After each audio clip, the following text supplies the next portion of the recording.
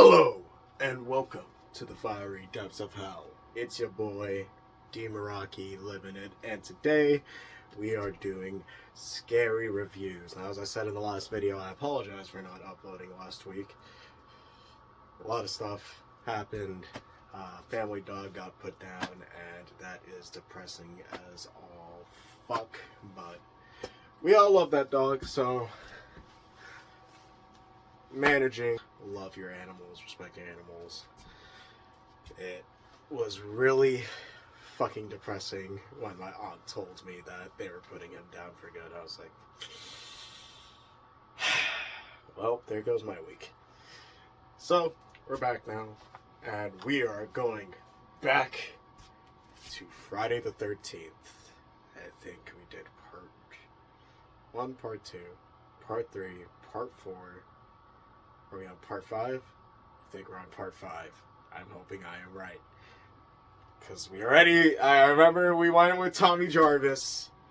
Now we're on the Tommy Jarvis storyline.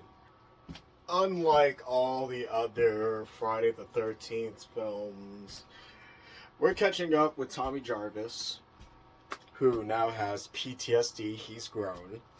Can't help but see Jason literally fucking everywhere. And now we're seeing just a bunch of mentally deranged teenagers, doing their thing and then eventually getting murdered. So no house this time, no cabin. We're just in a, mental facility trying to get these kids to be better than they are, dealing with whatever shit's going on in their brain, PTSD, fucking psychopathy, all the thieves. And while you still have, all the basic elements of Friday the 13th, you get nudity, you get the kills. This is more of a comedic, dark comedy now, part 5, and not everybody likes it. I'm not the biggest fan of part 5 being a dark comedy, just garbled nonsense, but that's kind of where Friday the 13th has been for this point. But we don't care about, the scripting and what the people say. We're mostly just here to see Jason kill people, right? We want to see Jason kill people? Too bad. You know what? You want to know something? It's not even Jason. It's not even Jason. It's somebody disguised as Jason. Yeah, that's right. I ruined the fucking movie for you. What the fuck are you gonna do, huh? And the director in this one is Steinman. And if you want to know who Steinman is, he's a guy who, made some pornos. So, women can't keep their clothes on in this movie. And speaking of scripts, like I did before the last clip, they didn't really get anything. They just kind of, did their own things, made their own lines, which is actually really surprising to figure out because they actually did pretty well with voice acting lines, especially, the fuck was the dude that dressed like Michael goddamn Jackson? Those damn enchiladas! And then he takes a goddamn dump. I'm not gonna lie, I actually fucking found that hilarious. I actually love that line so much. Now to start off this movie, we have a young Tommy Jarvis walking in the rain with his yellow jacket on, like he's about to be freaking it. Little boat going by. Hello there. He's walking in the rain. He goes to Jason Voorhees' grave. And he's just standing there with the flashlight in the middle of some trees, taking cover, when these two freaking rednecks just walk up. They're like, we found a grave! I can't believe it! They start digging up Jason's grave. Neil gets a machete to the goddamn gut, while his friend Les gets stabbed in the neck by a screwdriver. As Jason's finishing this up, he looks towards the woods and he's like, I remember you. You're Tommy Jarvis. I'm gonna come at you with a machete. As he slices down, freaking Tommy Jarvis wakes up and now he's just a sweaty old 20-year-old man. or 18. Now the two people running this joint of local crazies is Leonard and Pam. And you know, they're here to help. They won't get killed. Definitely won't get killed. Now, after talking to the two people running the joint at Pinehurst, this is where Tommy is staying at, Tommy runs into Reggie, who is just a little 13, 12-year-old kid messing around, scares Tommy. He's like, oh, you really get scared. Tommy's like, okay, well, let me just set up here, fucking take some ass. Oh, what the fuck? Now the popo come and Reggie's like, hey, there's some action outside, gotta check it out. Fucking Leonard sees two of his people that are underneath him for the Pinehurst, whatever, two people that he's taking care of, trying to bring back to society. Was it Tina and Eddie? Tina and Eddie were fucking in the woods. The police caught them, brought them back. They're like, we don't want to see these people roaming around over here, annoying all these other people that are regular because they have something wrong with them mentally. They can't be out here. Ethel, a crazy old woman, you know, rides up on her son's bike. Son's just sitting on the bike, you know, minding his own business. If he ever talks, Ethel's gonna be like, shit! Ethel's threatening these kids for coming on her property, fucking on her property, doing all horny kid stuff. She's like, I'll shoot you next time. Then out comes Joey. Ethel leaves. Joey comes out of Pinehurst. He's like, oh, let me see what I can do going around here while eating a goddamn chocolate bar. And it looks messy as goddamn fuck. And you wanna know why? Because he's a nasty ass character. He walks around, you know, annoys the girls. He goes up to Vic, keeps egging him on. Vic's finally like, you know what? I'm fucking tired of this shit. Takes his goddamn axe and just caves it into Joey's back. And if you know anybody with anger issues, don't bother them when they have a fucking sharp tool inside of their fucking hands. Oh, the fucking paramedics come. They're looking at the body. Vic is arrested. Joey is dead underneath a white sheet with all blood on it. And we get this one paramedic, you know, just looking around like, what the fuck happened here? Roy, the one paramedic that's like, what the fuck is going on? And he doesn't say that. He's just like,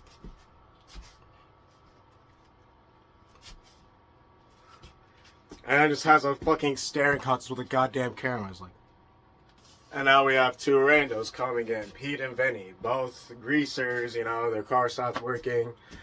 Pete goes into the woods to take a piss. Vinny's in the middle of working on the car. Vinny turns around, gets a goddamn flare shoved up in his mouth. And now Pete's singing the "If the car doesn't start, I'ma kick your ass" song. He just keeps singing it, He's like, I'm gonna kick your ass. Finally starts. He's like, all right, we got this show on the road. Let's go. Woo! And out from behind comes a goddamn machete, slicing the dude's neck. Sadly, this is like one of the more censored scenes, so not a lot of blood. It's always sad. It's always so sad.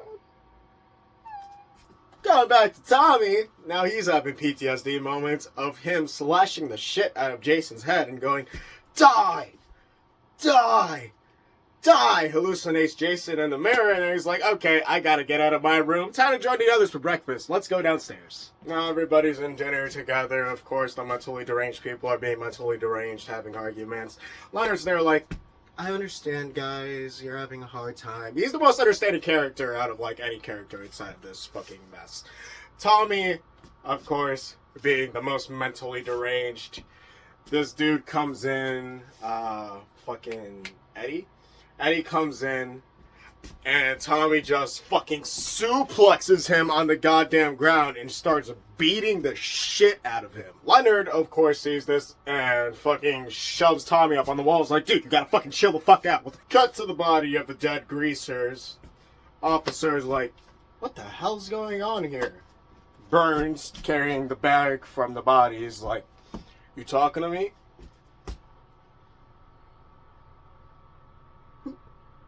Who called your name? Who called your name? Who said anything about you? Who? The fuck, Burns? Hey, Mr. Burns.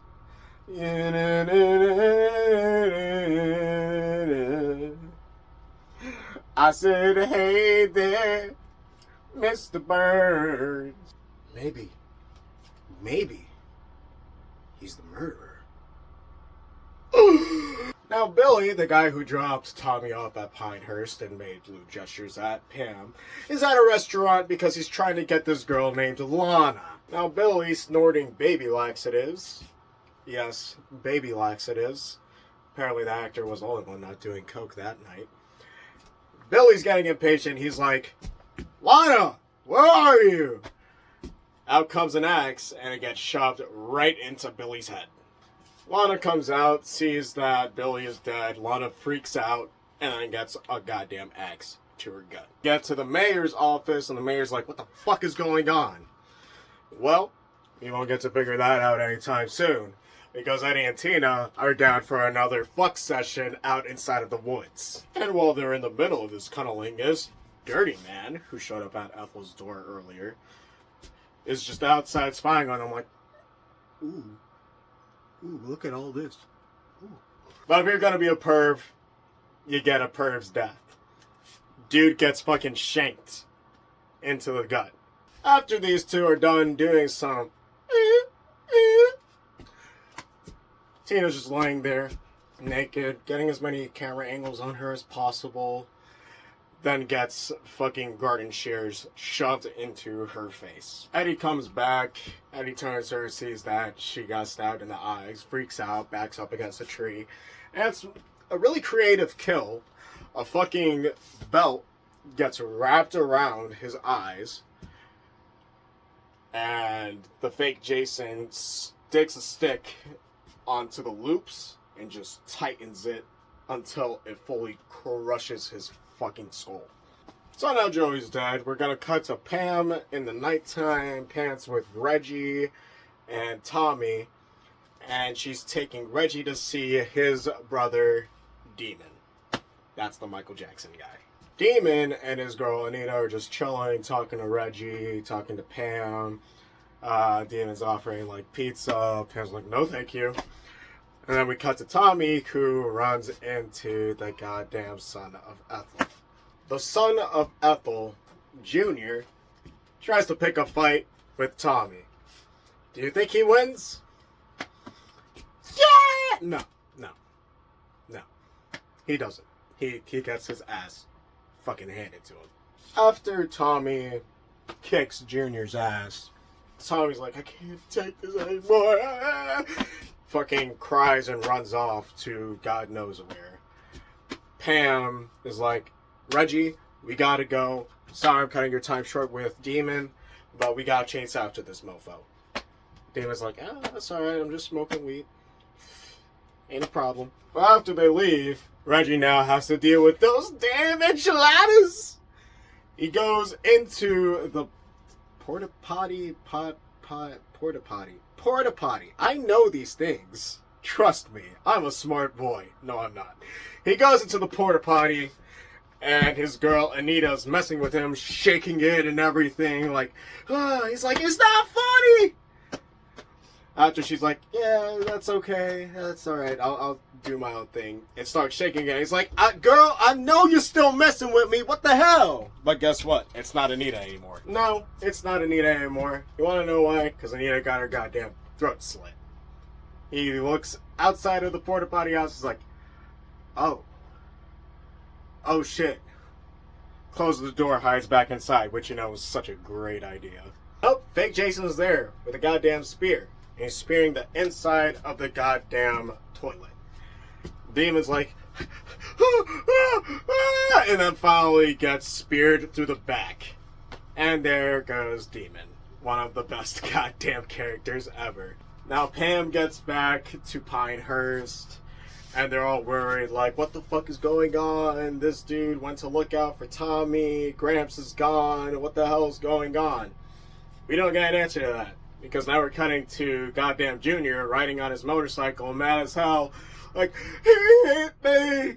You can't hit me! Ethel's like, you better shut your goddamn mouth and eat this chow! And Junior's just going on and on, complaining, riding his bike all over the backyard, and finally, fake Jason sticks out a goddamn cleaver and completely decapitates him. Ethel, finally not hearing her child anymore, is like, it's about goddamn time. But now it's time for Ethel to go. So Cleaver comes right through the window, stabs her inside of the goddamn skull, and she goes out crushing a tomato. And now you get the best goddamn stew ever. Ethel's head in the stew. Bet it tastes fantastic. Now we go back to Pinehurst, and Jake, a guy with the stutters, trying to make a move. He's like, I want to make love to you, but the girl that he was trying to make a move on just laughs at him. Cruelly. Jake goes upstairs, all dejected. He's like, I ain't never gonna get no fucking pussy. So sad. And again, gets a cleaver into his goddamn cranium. Robin, the girl that he was flirting with, gets topless, goes into bed, finds Jake's dead body, freaks out, and gets the most common death. What's below the bed? Oh, it's a goddamn machete stabbing into you. This was original the first 2 times. And now we have new wave girl Violet just dancing in her room, grooving, pop locking, all that stuff, moving around, and she gets stabbed. Fake Jason comes up. He's like, oh, you're dancing. Oh, it's great for you. Fucking grabs her by the neck, puts her up against the wall. I really like your dancing. Stabs her in the gut. And this kill was really disappointing because it's literally just a pillow getting stabbed into. And you can see that it's a pillow being stabbed into. Really disappointing. Reggie, our local favorite kid, goes upstairs, finds all the dead bodies, is horrified. Pam's like, Pam, Reggie, it's me, Pam. Are you okay? It's gonna be fine. That is until Pam goes into the room and is like, oh, that's what happened. We gotta get the fuck out of here. They start running away. Reggie falls. In comes fake Jason, bursting through the door like, I am Jason. No, you're not. Pam and Reggie run out of the house, find a car, open the car door, and there lies dead Duke. If you want to know who Duke is, he was one of the EMTs that was like, I don't give a shit, I don't care about these people. But now he's dead. Reggie runs off, leaves Pam behind. Pam's like, wait, what about me? Pam fucking goes to the woods, finds another dead body. Guess who it is? It's Matthew Leonard. He is dead. He got stabbed through the goddamn cranium. Pinned against the tree. Pam, being Pam, because she is the final girl, runs back to the house. And as every final girl gets, a body gets flung through the goddamn window. Whose body is it? It's Gramps. George is dead on the floor with his eyes all pressed in. Pam now starts running towards the barn. Pam, being Pam, the final girl, slips on the goddamn mud and starts crawling, then turns backwards, sees Jason looming above her, and Reggie just comes in and is like, no, fuck that shit. He grabs a goddamn, tractor trailer? Don't remember what the name of the machines are. Snowplower. Probably. Something like that. I don't know. He grabs some sort of plower, fucking tries to ram Jason down. Reggie fucking flings fake Jason across the ground. They're like, is it done? They get close, Jason and fake Jason, and grabs Pam's ankle real quick, and they both escape to the fucking farm. Barn. Fake Jason starts looking for Pam and Reggie. He's like, are they over here? Are they over here? He opens one door. Guess what? It's goddamn Pam. And she's got a full-on fucking chainsaw. Ready to slash. They start dueling until Pam eventually runs out of gas on that goddamn chainsaw. Jason's like, oh, you're out? Guess what? Nope. You're gonna have to hold on a second. Because Tommy Jarvis walked by the goddamn barn door. Tommy sees fake Jason and is going through all of his trauma. Fake Jason gives him a quick little slash, knocking him down. But Tommy's like, no. Fuck that, I can fight this. Tommy takes his pocket knife, stabs fake Jason square in the goddamn thigh. Tommy climbs up the barn ladder where Pam and Reggie are. Fake Jason goes up the ladder, sees Tommy laying on the hay.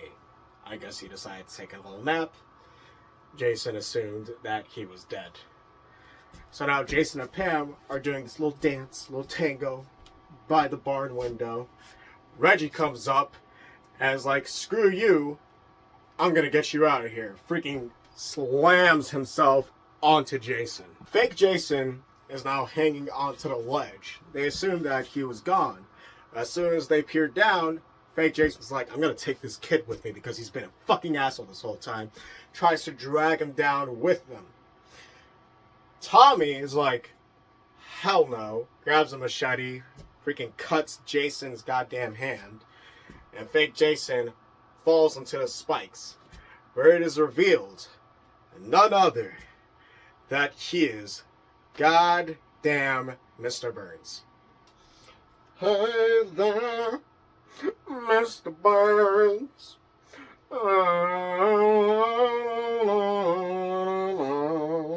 So now we cut to a hospital, and we're trying to figure out why the fuck would he do such a thing? Well, apparently the kid that got axed by Vic is Burns' child. That's why he went on a rampage. Now Pam goes to see Tommy, and Tommy just fucking straight up growls at her like, ah! Lays back down, wakes up from a dream. Tommy gets back up, he's like, what the fuck? Then Tommy sees a hallucination of Jason, you know, it's the red hockey mask. It's not Roy this time. Tommy goes to his drawer, picks up Roy's mask. Pam goes in to see Tommy, but Tommy is standing by the entrance of the door and has a knife in his hand, is about to stab Pam. But seeing all the movies, we're gonna assume that Pam doesn't die and Tommy is just a wuss because he couldn't do it. And that's the end of the movie. Good movie! Okay. Due to most of the censors in this movie, there were a lot of censors in this movie, and the constant wanting of nudity. And we're gonna factor in the kills, because they were pretty nice. Again, they were censored though, so it kind of hurts. I give this a rating of 7 out of 10. 7 out of 10. And that's all for this scary reviews. I still highly recommend watching this movie because it is fun, it is a little funny, and the kills are awesome. They're not great, they're not fantastic, they're good. And again, it mostly got messed up because there are tons and tons of censors. But leave a like, comment, subscribe, follow social media down below. Hit that bell icon if you want to keep watching my videos. And don't forget to follow my partners page where they do art commissions. And if you want an artist for a commission, there they are. And I'll see you later, creatures of the dark.